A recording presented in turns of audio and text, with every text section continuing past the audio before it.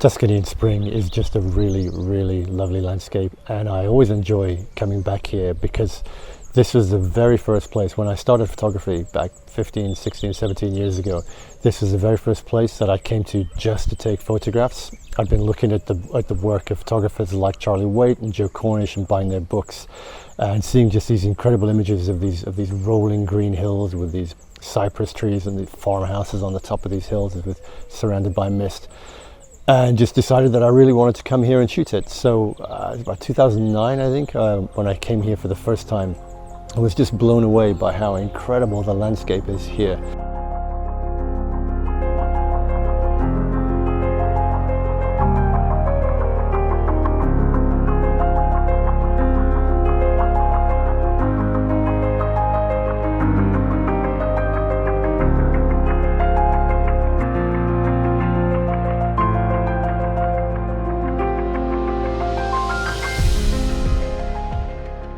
So we're in Valdorce, just outside the small village of San Quirico d'Orcia, and there's so much to shoot here, so many iconic locations, and every time I come back it always feels special. It's just at this time of year there's a quality of light here that's just absolutely wonderful, and we get quite warm days, cold nights, so there's a lot of humidity in the night, so quite often in the mornings the valley behind me just fills up with mist. And it's just wonderful to photograph. When the sun comes up, you get this horizontal light and everything just feels golden and magical. Now, I don't really think you come here to photograph colorful sunrises and sunsets or the blue hour. And there's a couple of reasons for that. First of all, it's to do with the color tones that you get here. Colorful sunset tones, pinks and oranges and reds, they don't really work with the greens of the landscape. The colors have got nothing to do with each other, and it's just too much. It doesn't really work. And also, this is a landscape that looks at its absolute best in the golden hour. These kind of colors, when there's strong directional side light, when the sun's low on the horizon, almost horizontal, it comes in and everything just goes gold and just picks out all this incredible detail. You get the shapes and the light and the shadow and the contours of the landscape are really brought out by that kind of light. When you get the colors of colorful skies of sunrise and sunset, that's usually when the sun's lower and the light's not so directly on the landscape anymore. So you've lost all the shape of the landscape, and it starts to lose a lot of its depth.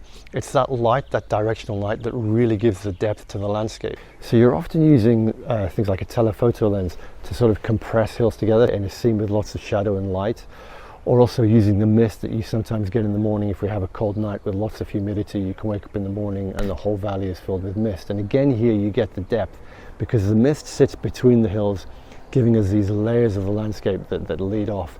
Again, telephotos work really well for this kind of shot. If you shoot it wide, you tend to lose a lot of the effect of the mist, because usually the mist isn't coming right up close to you.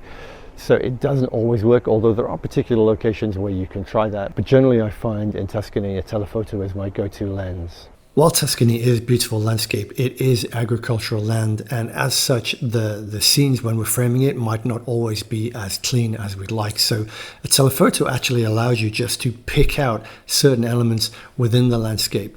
But even then, you still have to be very aware of what you're including in the frame and look to be excluding anything that really doesn't support what you're trying to do. You can see here in this particular scene, what I'm really focusing on here is the farmhouse and the layers of the hill beyond, with the light coming in from the side, but paying really careful attention to the edges of the frame, making sure that the trees are not cropped in half, trying to keep it as clean as possible and remove any elements that are going to distract from the overall feel of the image.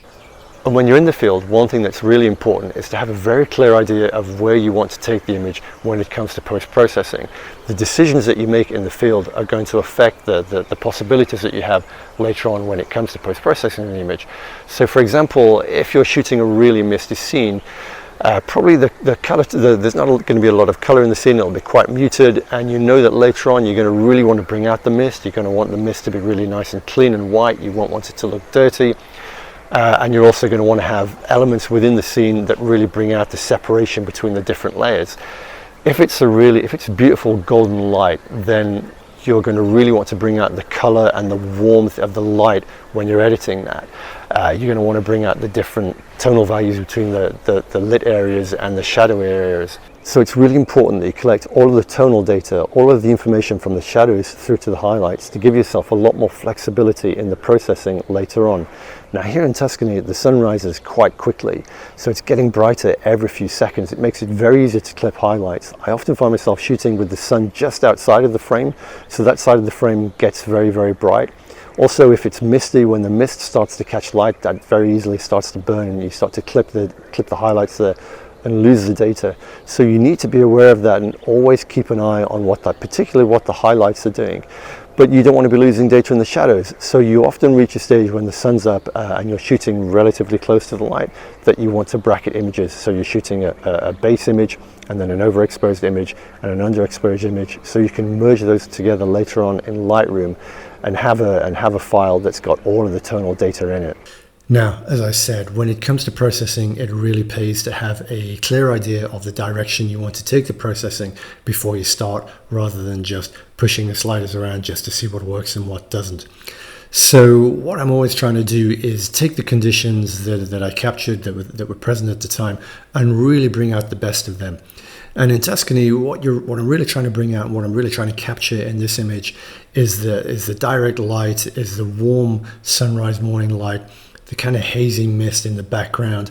And what I want to do is to shape the image, is to shape the way that the light works in the image. So I want to bring out the shadows and the highlights, but I also want to introduce darker parts of the image and brighter parts of the image, just to move your eye through the image and give it more three-dimensionality and give it more structure and depth. So I'll do that by adding contrast locally, but the first thing that I want to do is just to go down to the color calibration here and just give this a little bit of a tweak. Now this is the base setting for the three primary colors, the reds, the greens and the blues.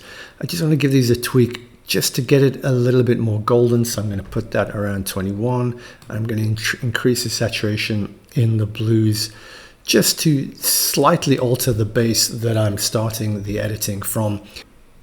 And then what I want to do is to move into just getting the contrast and the tonal balance right across the whole image before I move the image into Photoshop for final touches. And I think the first thing that I want to do is just to bump up the exposure. Now it's relatively well exposed. You can see from the histogram at the top, all of the tonal detail is captured, but I just want to brighten the image a little bit, because what I want to do is just to create the feeling of a really bright, hazy top of the image that's going to move down to a darker, more shadowy area at the bottom of the image.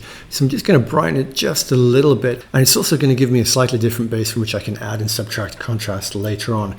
Also, as brightening up has really made the image feel very flat, and it's a raw file anyway, so I'm just going to drop the shadows down globally here. I can do this over the whole image, so we'll go quite a way just to drop the shadows down somewhere like that, just to bring out the difference between the lit areas and the dark areas, which all adds to create depth in the image. And I'm just going to tweak the tone curve as well there, just to work a little bit more contrast in. So we'll just push the highlights up a little bit just to brighten that area at the top. I'm going to pull down the shadows a little bit down here. Again, you can see just doing that has really started to bring out a lot of contrast. And then just crush the blacks a little bit, move the blacks away from being a really black digital black, just give them a little tiny bit of fade. I think I'm just going to pull shadows down just a little bit more here, and already you can see just those changes have already made a big difference to the depth of the image. Now the next thing I want to do is start working with different layers and masks here. So I'm going to choose a linear gradient and work on the top. Now I think in images like this where there's a lot of haze and there's a lot of mist, it actually pays to lean into that. I think quite often in images we have this temptation that we want to darken down the sky and keep away from really bright highlights. But I actually really want to lean into that, really want to embrace that and bring out the haze in this image. So I'm going to actually be adding more using a gradient filter here just in the top to really kind of emphasize the haze in the background. So I'm just going to pull that down to cover the top bit a little bit there, and I'm going to get the dehaze tool and increase the haze just a little bit, something like that.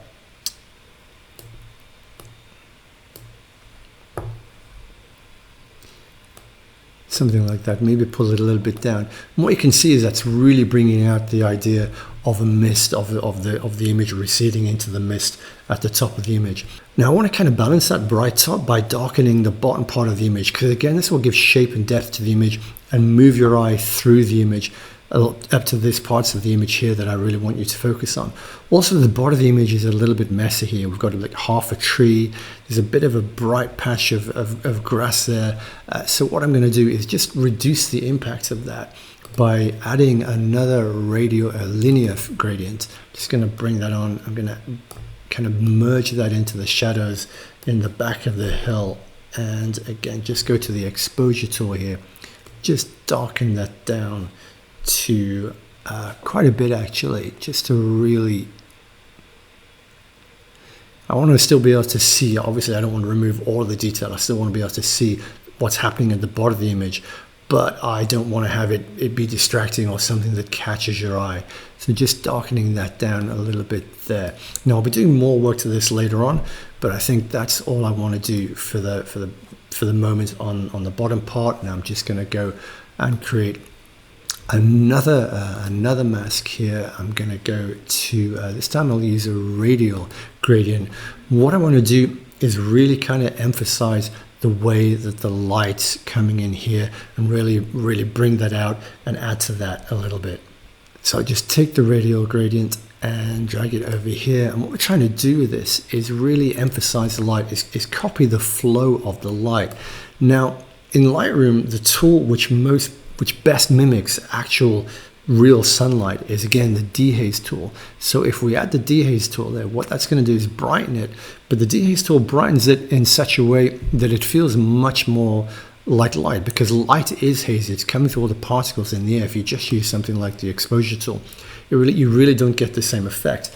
But light also it's also warm. So I'm going to go to the color temperature and I'm just going to go a little bit there to the right, just a little bit to the warmer temperatures, and just heat that up a little bit. So now we kind of get this idea of light falling on the farmhouse. But what that's done here when we turn it off and on is actually lit the whole of the scene. I'm just going to lower it a little bit, put it there. And that isn't the way the light works, obviously, because parts of the scene will be blocking out the light, and parts of it will be lit by it because of the shape of the landscape there. So this hill, for example, shouldn't be as brightly lit as this area behind it. So I need to adapt the mask a little bit. So we'll intersect it with a brush, and then we'll invert the brush. And now what I'm going to do is just kind of medium flow and medium density with a high feather. I'm just going to brush out a little bit of that adjustment that I made there, because otherwise this part of the hill that's in shadow, it really shouldn't be lit. It doesn't bring out the depth. What I'm actually doing is just lighting up the whole part of it, which just doesn't have any effect at all. It's not going to make it feel like the light has any real shape or direction. So if we just turn that on and off, you can see there now, because it wasn't on full, the flow wasn't on full, it hasn't moved it out completely. I think maybe I'll just increase the density a little bit and the flow a little bit, just brush it out a bit more there, along there. And now when we turn that on, off and on, you can see the effect there of the light coming through the hills that I was trying to get. Now whenever you use the dehaze tool, you kind of remove detail a little bit, make it look a little bit washed out. So I'm just going to counterbalance that by putting in just a little bit of clarity there, just to put some detail back. And I think what I'm also going to do is apply that globally. So what we'll do here is we'll first go to the dehaze. I think I'm going to apply a little bit of global dehaze there, just pull it back down just to make the whole image, you can see there, it's just starting to make the whole image, really bring out the mist in the whole image. But again, you don't want to overdo it, it starts to be too much. So just a little bit less, certainly less than 10, something like that. And again, I'm just going to bring out the clarity just to make the details pop a little bit there. So we'll have the texture at about 10 and the clarity, something like that. Now you can see already that's brought out some detail in the farmhouse, and it's just starting to pop now, and the whole image starts to feel like it has a lot more depth. I think the next thing that I want to do is just to work on the color balance of the whole image. I'm quite happy with it. It's got that morning glow, but I think I'm just going to push the yellows a little bit here just to make it a little bit warmer. Again, just a tiny amount. And also the greens, I'm going to push them Now, overall, I'm quite happy with where the image is going. I think the tonal balance is pretty much where I wanted it to be. If we compare it, the start to the finish, you can just see it has so much more depth now. We've really brought out the mist, and the image just has a lot more pop and just feels a lot more three-dimensional. We really start to get the feeling of the layers and the depth in the countryside. But I want to give the image a little bit of polish just to finish it off, and I'm going to do that in Photoshop. So we go here, edit in, and then edit in Photoshop. So now the image is open in Photoshop, and the first thing that I want to do is just give a little bit of punch to the midtones. Now the way I do that is by using luminosity masks. Now it would take way too long to go into depth about luminosity masks in this video because the whole thing is a massive topic. But in short, what they are basically just masks that you can use which allow you to target just particular tonal ranges, tonal areas of the image. So you can just target the highlights or the shadows or the midtones and really put contrast in there. Now you can make these masks yourself, and there are lots of tutorials online about doing that, or you can buy the masks online which come in the form of an action panel. I use the Tony Kuiper action panel and I've always been really happy with it. So what I'm going to do here is just choose the midtones 1, which is the widest range of the midtones, and create some curves in that. That's just going to be pushing up the highlights here. Now when this tonal curve is only affecting the midtones, it's not affecting the highlights, it's not affecting the shadows, it's only really applying contrast to the tonal values right in the middle of the histogram. So I can have a much more extreme S-curve than I would if I were applying curves to the whole image globally. Again, just by targeting the midtones, it really, and I'm putting this contrast in here, it really gives the whole image a little bit of punch. You can see here if we turn off and turn on again, it's not super dramatic, but again, it adds quite a bit of punch just to the image. Now the next thing I want to do is a little bit of light sculpting, again with the light on this left hand side, really to bring out that a little bit more. Everything here should be on another layer.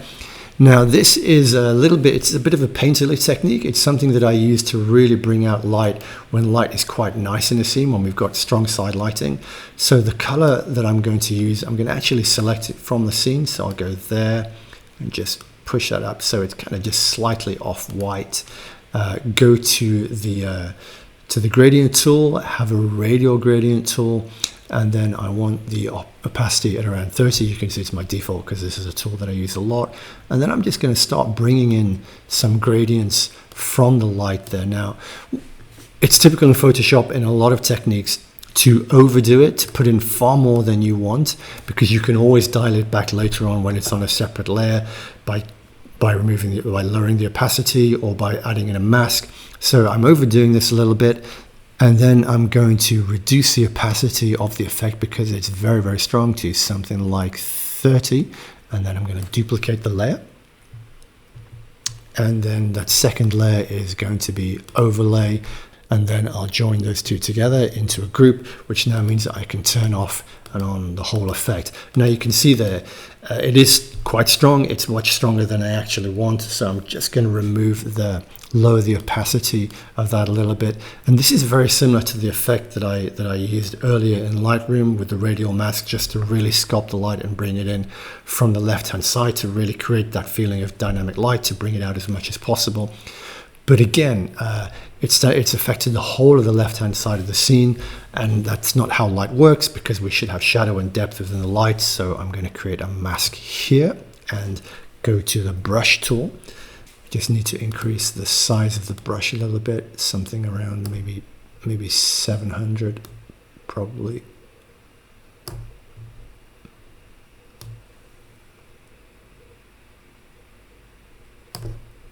No, 1,000 will do. And again, lower the opacity, never do anything at 100%. So I think about 40% opacity is going to be about right. And then just, again, brush the effect out from where I don't want it to be. So there on the back of that hill, on the back of this hill here, because otherwise it just feels really weird that the light is lighting up the whole of the scene, that it's even lighting up the bits that are lit by shadow. So let's just try to blend that in there where it reaches, and I'm just going to have to make the brush a little bit smaller for this part, I think.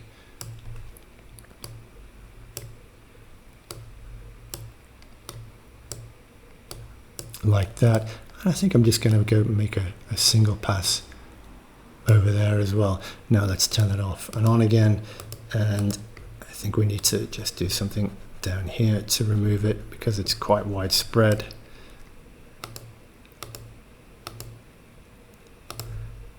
And also here, I'm going to actually really increase the opacity for this bit because I really don't want any part of the foreground down here, and I'll increase the size of the brush. Really don't want any part of this to be lit. I think that looks about right now. So you can see that it's really brought out the light coming in from the left hand side, and the whole feel of this image has changed now because it was all about bringing out the light, creating these layers in the hills, really bringing out that morning light where the sun was coming up just outside the frame on the left hand side, and to give the whole image this structure and this dynamism. I think the last thing that the image really needs is a little bit of autumn effect. So again, create another layer there. Now autumn effect is just a sort of softening and a glowing of the highlights within the image. It's a technique that's been around since the film days, from people breathing on the front element of their lens, and just as the condensation starts to dissipate, taking images through that. And it's something that we can do digitally. It just gives the whole image a little bit of soft focus. So we can do that by using the filters. We go to blur, we go to Gaussian blur, and the amount of that you should have the radius set to is similar to the megapixels that you have in your image. Now this was shot on a GFX 100S, so it's a 100 megapixel image, but it has been cropped, so it's a little bit less than that. So I'm gonna put it at about 80 or something like that, and then I'm gonna change the blend mode to something super high contrast, like let's go with the soft light. So that's really going to make the effect on the highlights there. And then what I'm going to do is just really pull down the opacity to somewhere around 13 or 14. And again, what you can see, that's very subtle, but it just gives the highlights a little bit of a glow, they start to bleed a little bit into each other, and it just makes the whole image just feel a little bit more painterly, a little bit more dreamy. And really, that's about it. I'll just go back into Lightroom now. Just flatten this and go back into Lightroom. So there you can see the finished image. I'll just hit F and go to full screen. Now, I think one of the mistakes that you can make when editing an image like this is by trying to bring out too much detail. So it is tempting to really brighten the shadow here and really try to lift a lot of detail in the house so we can see the house more clearly. But we don't need to. We can see enough detail there already in the shadows. And if we bring out those shadows too much, we start to make the whole image feel a lot flatter. We lose that depth that contrast with the shadows and the highlights gives the image. There's plenty enough detail already there in the house. And because it's kind of silhouetted against a bright part of the image, it kind of already works as a focal point. Your eye naturally goes to this and then just moves through the lit part of the areas and out of the bright bit at the top. There's just a natural graduation here from the dark at the bottom to the light at the top, which helps our eyes move through the image and gives it this kind of dynamism when we look at it. And finally, it's really important to slow down and really see the scene. A place like this has a lot of iconic locations, and it's really easy to arrive on the scene and just see the particular focal point that you came to shoot and build all of your compositions around that. And then when you leave, that's the only shot that you have. But there's always so much more to see here. You can put on a macro lens and start photographing the flowers, or put on a telephoto lens. You can always find something different, a little bit more unique, something that maybe you haven't seen before, just by looking around the scene, walking around and looking at the interaction between the light and the shadow, looking for particular elements that catch your eye and that really pull you in, and really go home with something a little bit different.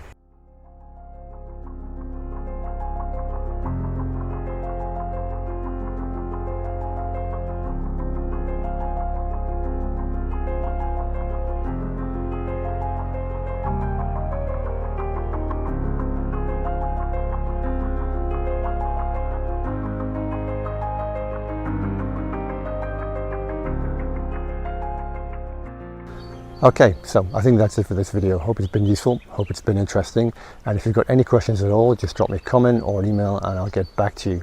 Now, I'll be back in Tuscany next year for another workshop, so if you'd like to join me here, there's all the information, all the details on my website. I'll also be heading to some other locations for workshops. If you'd like to join me, I'll be in Greenland, I'll be in Namibia, in the Dolomites, Iceland, Lofoten. So there's full information on all the workshops in my website, so please check it out and get back to me if you're interested in doing any of that. As always, thanks loads for watching, good luck with your photography and take care. See ya.